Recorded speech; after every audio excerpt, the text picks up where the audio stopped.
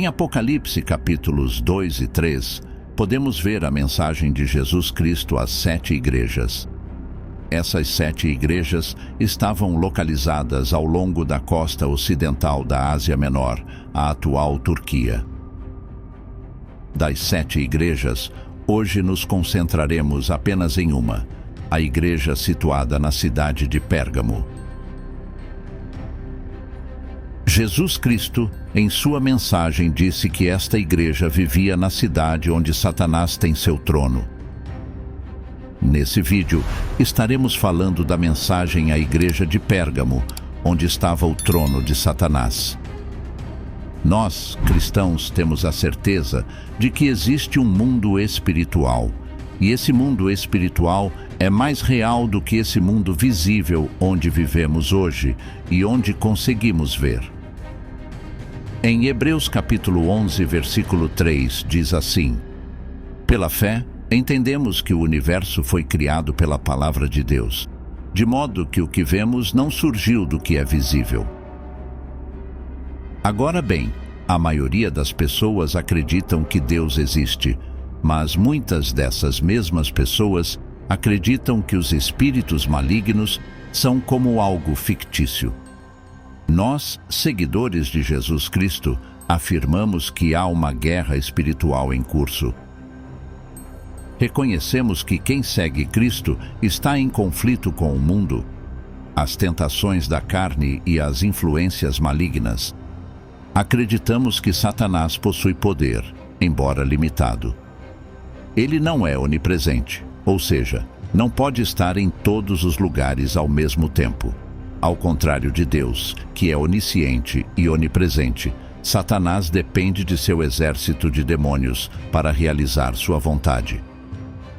Em Efésios capítulo 6, versículo 12, nos lembra que nossa luta não é apenas contra a carne e o sangue, mas sim contra os principados, contra as potestades, contra os príncipes das trevas deste século, contra as hostes espirituais da maldade nos lugares celestiais.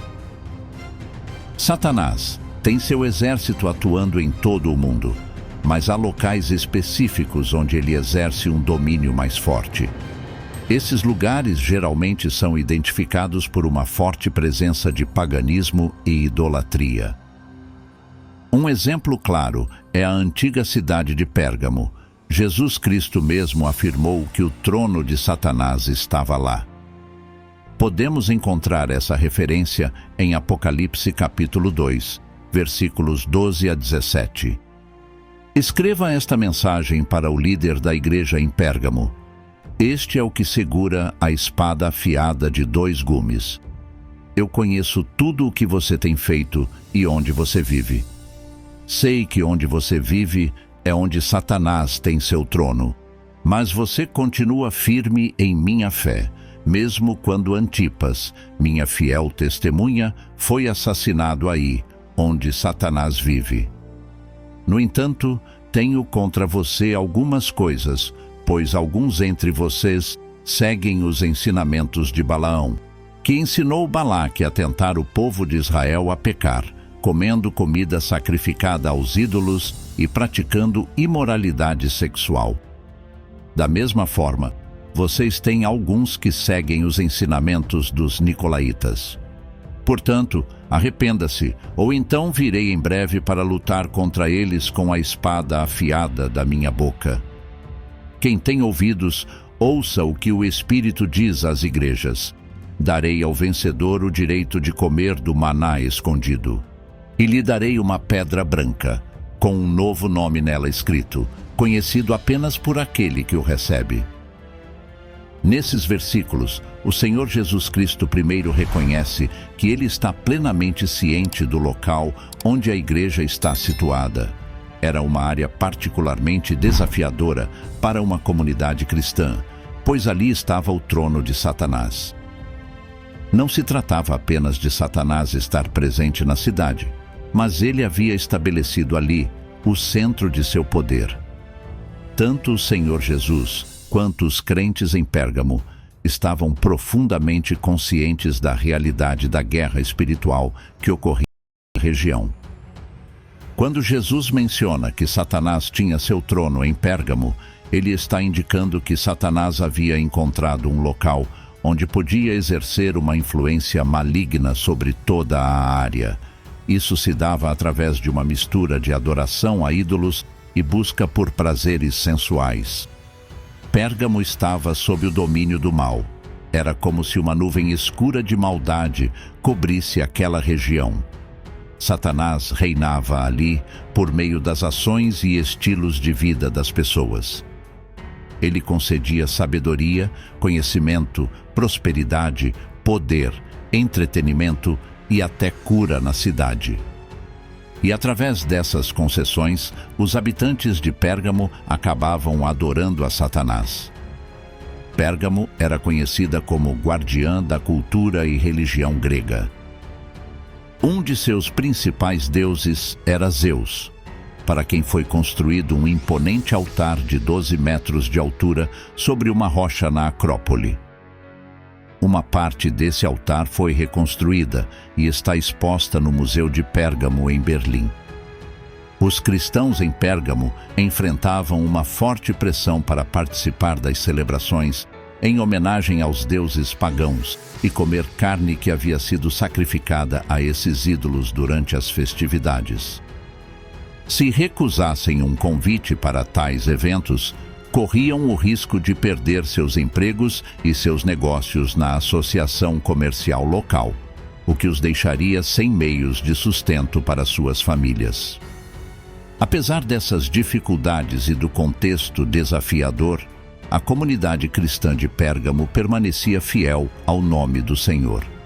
No versículo 13 do capítulo 2 do livro de Apocalipse, Jesus está falando à igreja de Pérgamo. Ele reconhece que eles estão vivendo em um lugar onde Satanás tem influência, mas elogia-os por manterem sua fé e não negarem seu nome, mesmo quando Antipas, um fiel seguidor, foi martirizado. O Senhor reconhece a lealdade de sua igreja, mesmo diante das circunstâncias difíceis que enfrentavam. Mesmo com a oposição tentando enfraquecer o fervor dos cristãos, eles permaneciam firmes, inclusive quando Antipas foi morto entre eles. É interessante como o Senhor se refere a ele como Antipas, meu fiel testemunho, compartilhando seu próprio título de honra com seus servos leais que estão dispostos a sacrificar-se por sua fidelidade a ele. Este é um sinal da profundidade da relação entre o Senhor e sua igreja. Agora, em Apocalipse capítulo 2, versículos 14 e 15, Jesus repreende a igreja de Pérgamo por tolerar membros que seguem a doutrina de Balaão, que levou os israelitas à idolatria e imoralidade sexual. Além disso, o texto menciona os seguidores da doutrina dos nicolaítas, que também são condenados. Mesmo que a igreja de Pérgamo seja fiel e esteja disposta a suportar perseguições, vemos agora que o inimigo de nossas almas utiliza mais de uma tática em sua luta. Ele usou contra a igreja de Pérgamo uma estratégia que é mencionada no Antigo Testamento, especificamente em Números, capítulo 31, versículo 15, onde Moisés questiona por que as mulheres inimigas foram poupadas. E ele lembra que essas mulheres, por influência de Balaão, levaram os filhos de Israel ao pecado em Peor, resultando em uma praga na congregação do Senhor. Balaão sugeriu a Balaque uma tática para seduzir os israelitas através das mulheres.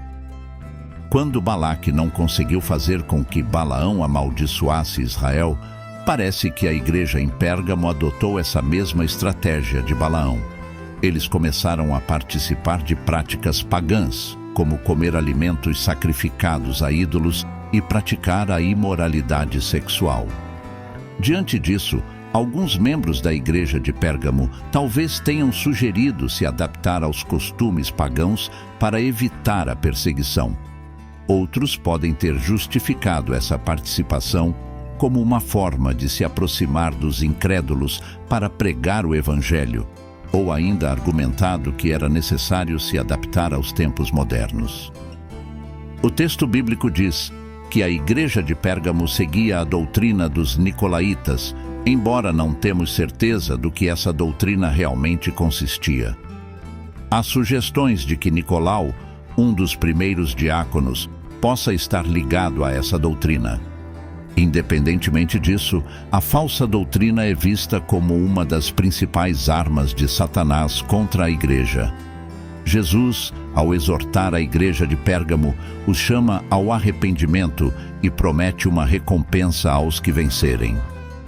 Esse estudo bíblico nos mostra que o inimigo exercia influência sobre Pérgamo através das pessoas e das práticas. A experiência da igreja em Pérgamo destaca que existem locais onde ser cristão é especialmente desafiador e que sofrer por Cristo não deve justificar qualquer comportamento ou crença. Também compreendemos que o Senhor desaprova claramente a amizade com o mundo, mesmo que seja defendida como uma maneira de alcançar os incrédulos. Agora, gostaríamos de ouvir sua opinião sobre a cidade de Pérgamo. Compartilhe seus comentários conosco. Agradecemos por assistir a esse vídeo.